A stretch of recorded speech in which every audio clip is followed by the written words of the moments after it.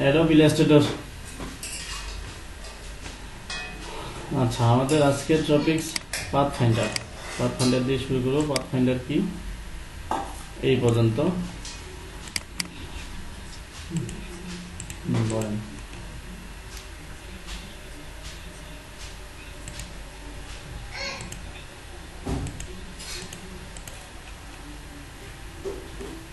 না,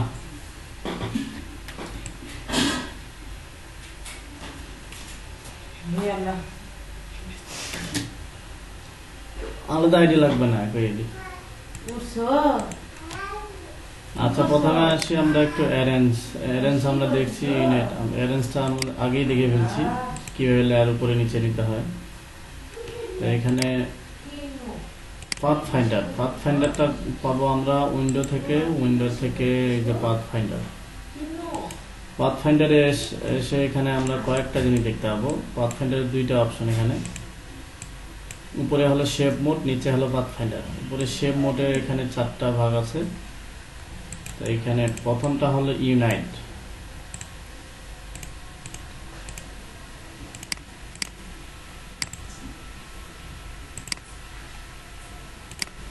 প্রথমটা হচ্ছে ইউনাইট কি আমরা ফটোশপে দেখছিলাম যে যোগ করার জন্য যখন একটা সিলেকশনের সাথে আরেকটা সিলেকশন যোগ করতাম, সেম এখানেও কাজটা করতেছে। এই দুইটা অবজেক্ট যদি একসাথে ইউনাইট করতে চাই, দুইটা অবজেক্ট একসাথে যদি অ্যাড করতে চাই, তাহলে ইউনাইট করতে হবে। ওকে, আমরা একটা অল্টার ধরে কপি করে রাখি। তাহলে এখানে একটা লাল আছে, একটা কালো আছে, দুইটা। ওকে, এই দুইটাকে যদি সিলেক্ট করে এখানে ইউনাইট করি, এখানে দুইটা জিনিস আছে। Alter click to create compound shape and add shape area. Normally যদি ইউনাইট শুধু ক্লিক করি নরমালি, তাহলে কি হলো, দুইটা ইউনাইট হয়ে গেল। দেখেন, দুইটা ইউনাইট হয়ে যাচ্ছে। উপরে যে শেপটা থাকতেছে সেই কালারটা নিয়ে নিচ্ছে।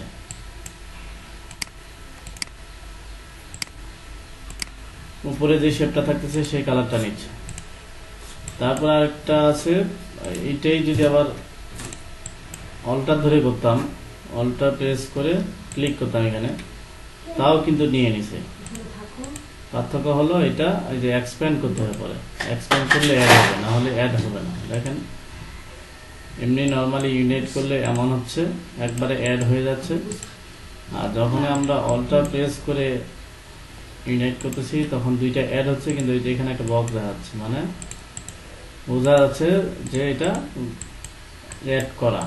ওকে, তবে এটা তখন ফিনিশিংটা তখন আসবে যখন আমরা কি করব, এক্সপ্যান্ড করব। তাহলে এটা কি হলো, আগের মতো হয়ে গেল। এটার ক্ষেত্রেও এক্সপ্যান্ড করলে আগের মতো হয়ে যাবে। এলে ইউনাইট, কোনো অবজেক্টের সাথে কোনো অবজেক্ট যদি অ্যাড করতে চাই। তারপরে এখানে আসে আরেকটা, সেটা হলো মাইনাস ফ্রন্ট। আমরা যদি এখানে এই ধরনের একটা সার্কেল নিই, দেখেন, আরেকটা control C copy, control F, ফ্রন্টে পেস্ট করলাম আরেকটা সার্কেল, কালারটা চেঞ্জ করে এই ধরনের দুইটা সার্কেল। দুইটাকে সিলেক্ট করে যদি মাইনাস করি, তাহলে কি হবে, মিডিলের চলে যাবে। এখানে নামটাই কিন্তু হয়ে দেওয়া আছে মাইনাস ফ্রন্ট। মানে সামনে যে শেপটা থাকবে সেটা চলে যাবে। আর অল্টার প্রেস করে করলে কি হবে, একই কাজটা হবে, কিন্তু তখন আবার এক্সপ্যান্ড আসতেছে। এক্সপ্যান্ড করে আবার এখানে দেখেন আবার ব্যাক করে নিয়ে আসা যাবে। মানে এটা কি করছে, এমন ছিল, আমরা অল্টার প্রেস করে ইউনাইট যদি করি, মাইনাস করি, তাহলে সবই ঠিক আছে। এক্সপ্যান্ড করে দিতে পারেন, সবই ঠিক আছে। এটাও ঠিক আছে, তার আগেরটাও ঠিক ছিল। দেখাই একটু, control C copy, control F, ফ্রন্টে পেস্ট করলাম।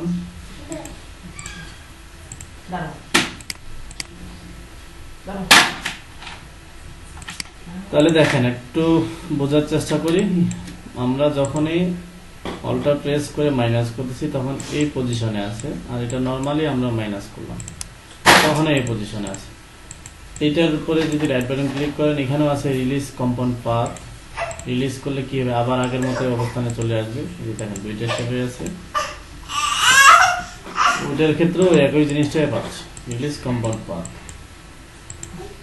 ওকে, তাহলে মোটামুটি কাজটা একই, কিন্তু কিছু কিছু কাজের ক্ষেত্রে তখন পার্থক্য আসবে পরে। এমন যদি হয়তো দুইটায় মাইনাস করতাম তাহলে এটা কাটে যেত, দুইটা শেপ এখানে যদি এভাবে 2-3টা শেপ নিয়ে একসাথে করেন তাও মাইনাস করেন কাটে যাবে। ওকে, এটাই হলো মাইনাস। তারপরে আরেকটা এরপরে অপশনটা কি আছে, এরপরে অপশনটা হলো ইনসার্ট। ইনসার্ট আমরা ইয়েতেও দেখছি, ফটোশপে ছিল এটা, দুইটাকে সিলেক্ট করে ইনসার্ট ইন্টারসেট, সরি হ্যাঁ ফটোশপে ছিল ইন্টারসেট। তাহলে কি হয়, দুইটার সেট করে যে অংশটা ছিল ফটোশপে, যে এটা কি দুইটা সিলেক্ট করে এই যে কালো আর লালের মাঝখানে যে অংশটা এইটা শুধু থাকবে, সেম এখানেও ওইটা ইন্টারসেট। ওকে, বুঝলাম। এরপরে অপশনটা আসে কি, অপশনটা আসে এক্সক্লুড, এই মাঝখানের অংশটা বাদ দিয়ে বাকিটা থাকবে। আবার যদি অল্টা প্রেস করে করেন তাহলে ওইটাই হবে। আবার এক্সপ্যান্ড একটা অপশন আছে। তাহলে এগুলো হলো আমাদের শেপ মোডে দেখলাম। আমি আবার দেখাচ্ছি। প্রথমটা ছিল ইউনাইট করা, একটা অবজেক্টের সাথে আরেকটা অবজেক্টকে অ্যাড করতে চান, অনেক সময় অ্যাড করা দরকার হতে পারে, এখানে কাজের ক্ষেত্রে বিশেষে অনেক সময় আমাদের অ্যাড করতে হতে পারে। দুইটা আলাদা আছে, ইউনাইট করে দিলে দুইটা একটা হয়ে গেল। ওকে, আবার যদি এমন করতাম যে এটার সাথে এটা মাইনাস করবো, তাহলে এবারটা হলো মাইনাস। ওকে, এরপরে একটা ছিল কি, দুইটা সিলেক্ট করে ইন্টারসেক্ট, যেটা ফটোশপের মতোই, শুধু মাঝখানের অপশনটা থাকবে। আরেকটা ছিল এক্সক্লুড, যে ওই মাঝখানের অংশটা কেটে যাবে। এগুলা গেল পাথফাইন্ডারের শেপ মোডের কাজ। এরপরে পাথফাইন্ডার এখানে নিচে কয়েকটা অপশন আছে।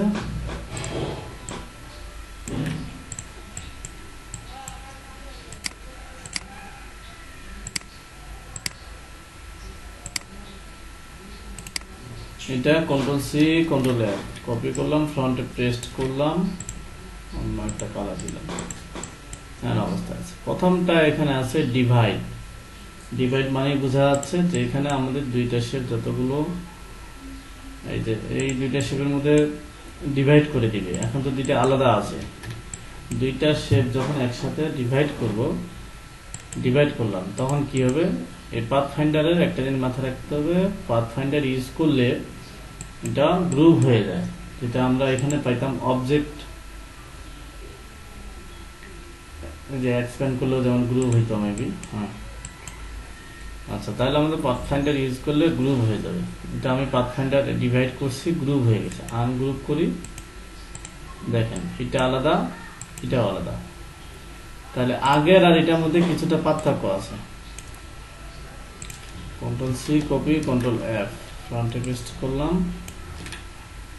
আগে কি করতাম, আগেও তো আমরা এই সার্কেলটা নিতাম, তখন কি করতাম, মাইনাস করে দিতাম।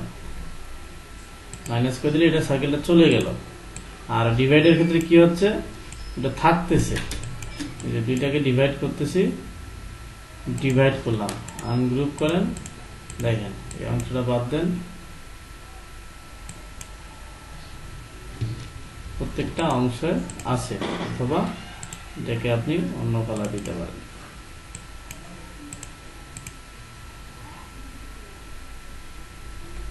তাহলে আমরা যদি কোনো একটা সার্কেলকে অনেকগুলো পার্টে ভাগ করতে চাই, যে এটা একটা সার্কেল,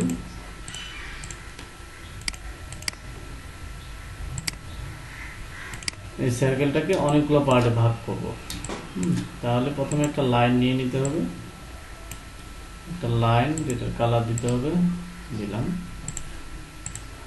তো এই লাইনটাকে রোটেট করতে হবে, প্রথমে রোটেট করলাম এখান থেকে, ওটা প্রেস করে ধরলাম যে 20 ডিগ্রি অ্যাঙ্গেলে রোটেট করে, কপি, Ctrl+D।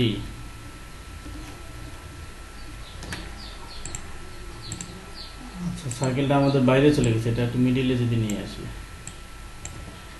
তাহলে এখন সার্কেলটা এবং লাইনগুলো সিলেক্ট করে ডিভাইড, তাহলে পাথফাইন্ডার স্কুলে কি হয়, গ্রুপ হয়ে যায়, এটাকে আনগ্রুপ করতে হবে। এখন ধর প্রত্যেকটা আলাদা পার্ট হয়ে গেছে, প্রত্যেকটাতে আমরা কি এই যে কালারগুলো দিতে পারবো।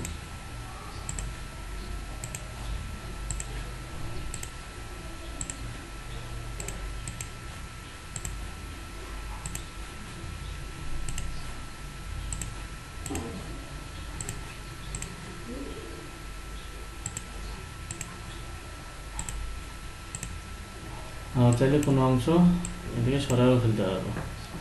তাহলে এইভাবে হলো ডিভাইড করা যায়। এই ডিভাইডটা কাজে লাগে পাথফাইন্ডারের, এই আমাদের যেমন রোলের টুলে দেখছি, সেই সাথে পাথফাইন্ডারের এই অপশনগুলো আমাদের লোগো তৈরির জন্য খুব ভালো কাজে লাগে। আমরা ডিভাইড দিয়ে যদি আর এক্সাম্পল দেখাই আপনাদের, এখানে টাইপ টুলে গেলাম, টাইপ টুলে ডিটেলস এখনো দেখাইনি, পরে দেখাবো, সিরিয়াল বাই সিরিয়াল দেখি।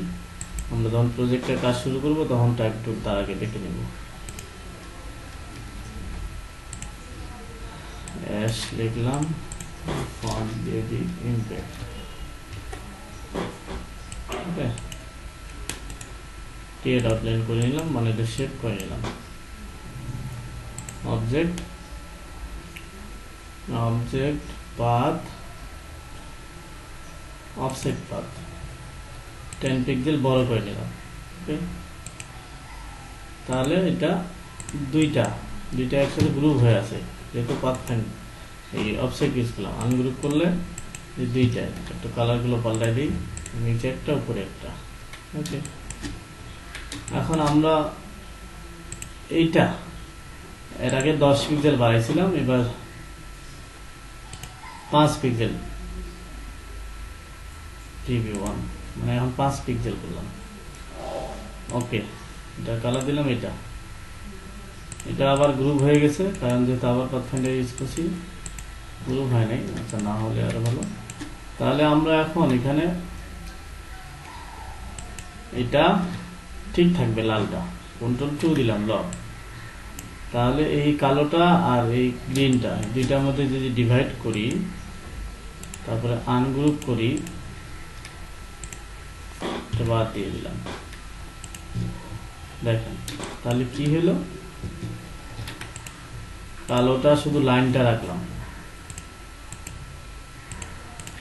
মানে ওই মাঝখানে একটা ডিভাইড করে বাদ দিয়ে দিচ্ছি, দেখেন শুধু লাইনটা রাখছি, ওকে। এটার কালার এটা দিতে পারি। এইভাবে এই টেকনিকগুলো, এই টুলসগুলো আমাদের কাজে লাগবে সামনে আপনার টি শার্ট ডিজাইন, লোগো ডিজাইনে খুব কাজে লাগবে। এভাবে ডিভাইড করা, তারপর এখানে আরেকটা অপশন আছে শেপ বিল্ডার টুলস দিয়ে কেটে দেওয়া, এটাও দেখাবো। তাহলে পাথফাইন্ডারের প্রথম অপশনটা গেল আমাদের ডিভাইড, এরপরে আসে ট্রিম। দুইটাকে একসাথে, অবজেক্ট দুইটাকে সিলেক্ট করে যদি ট্রিম করি, ট্রিম করেও কি হলো, ট্রিম হয়ে গেছে। আনগ্রুপ করেন,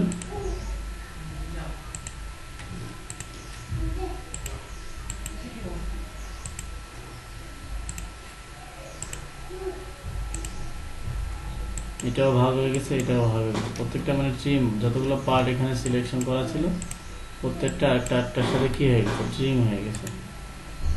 আচ্ছা, আমরা একটা সার্কেল নিব। আগে তো হলে কি করতাম, এই সার্কেল নিতে আমি স্ট্রোক করতাম, তাই না? এখন শুধু এখান থেকেই করবো, control C control F, front paste করলাম, এমন কি করব, ডিভাইড করে দিলে একবারে বাদ দিয়ে দিব, এই মাঝখানেটা বাদ দিয়ে দিলাম, ওকে। শিফট আপনাদের একটু ছোট করে নিলাম। তাহলে এইভাবে control D control D control D control D control D, সবগুলা মনে হবে সবগুলোর সাথে কি হয়ে আছে, এই হয়ে আছে। এই জন্য সবগুলা কি করব, ডিভাইড করে দিলাম, দিয়ে আনগ্রুপ। যদি এটাতে কালার দেই,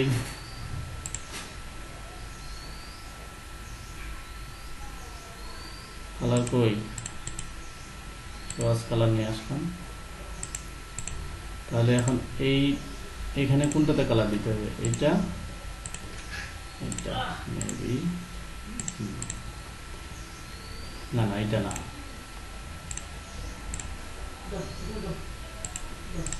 একটা মনে হয় উপরে আছে, একটা মনে হয় নিচে আছে। এবার এটাতে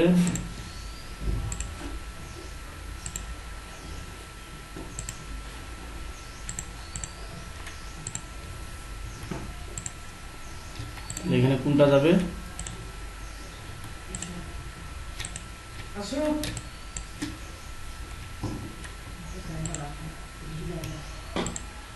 তাহলে এটা যাবে নাকি? এবার ঠিক আছে, এইখানে চেঞ্জ হবে। এখানে দুইটা নিচে হয়ে আছে, একটা এটার উপরে নিচে গেছে, এটার উপরে নিচে আছে। এটা অনেকের কিন্তু মাথার উপর দেওয়া যাচ্ছে, বলছে কি করতেছে এইসব।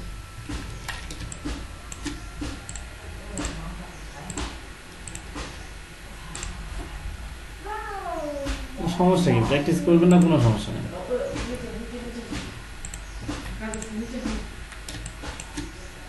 আচ্ছা, এটার ক্ষেত্রে এখন কি করবো, আমরা ডিভাইড করে নিয়েছি, এখন শুধু রিং গুলো ঠিক করে নিচ্ছি যে কোনটা উপরে যাবে কোনটা নিচে যাবে। এটা মনে করেন এটাই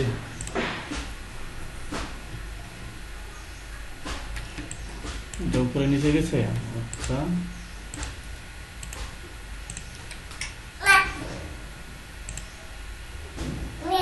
আচ্ছা, এটা এটা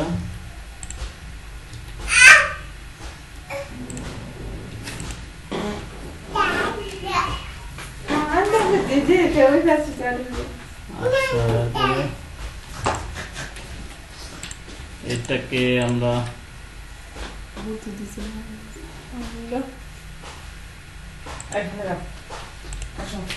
একটা সাইকেল শিফট ধরে, এটা এর আগে বলা হয়েছিল নাকি?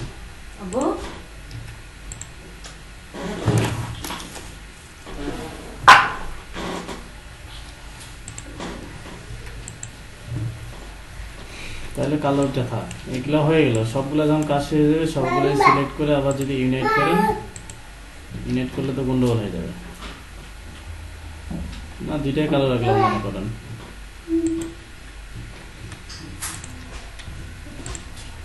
এটা আচ্ছা,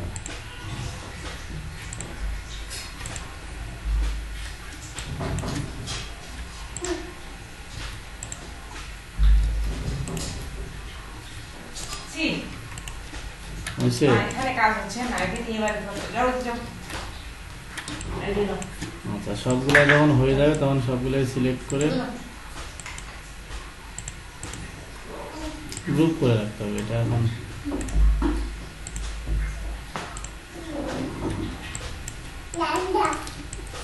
তাহলে এটা কি করছিলাম, মনে হয় ডিভাইড করে নিয়েছিলাম। সাইকেলটা একটা বের করছি, তারপর এটা দিয়ে সবগুলো করলাম।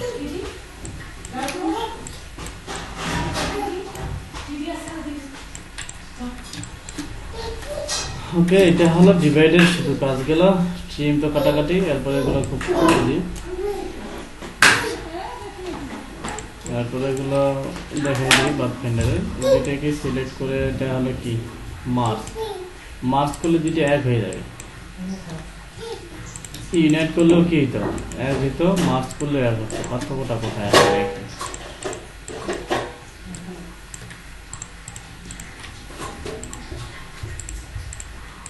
এখানে দুইটাকে যদি এখন ইউনাইট কি করি, মার্জ করি, মার্জ মানে এক হয়ে যাবে দুইটা শেপে।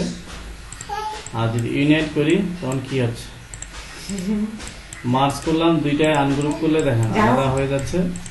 আর এটা কিন্তু আনগ্রুপ করার কোনো অপশন নাই, ইউনাইট হয়ে গেলে একবারে ফিক্সড। আর এটা মার্জ করা মানে এক হচ্ছে, কিন্তু দুইটা আবার আলাদা হবেই আছে।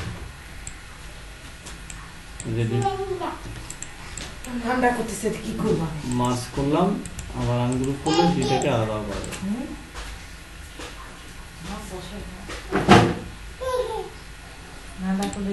বুঝবার পারছেন? হ্যাঁ, তারপরে মার্জের পরে আছে ক্রপ।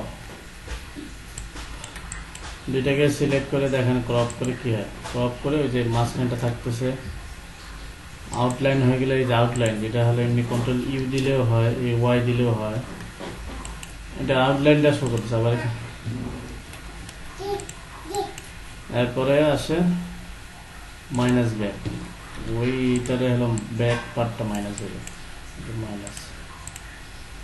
তাহলে আমাদের এখানে সব থেকে বেশি যে দুটা কাজে লাগে, একটা হলো ডিভাইড আর একটা হলো এখানে ইউনাইট বা মাইনাস। এইগুলোই আমাদের সব থেকে এখানে বেশি ইউজ করি। করবেন পরে তো ভুলে যান।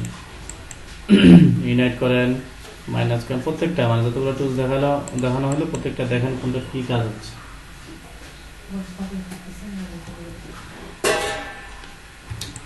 প্র্যাকটিস সময় 20 মিনিট।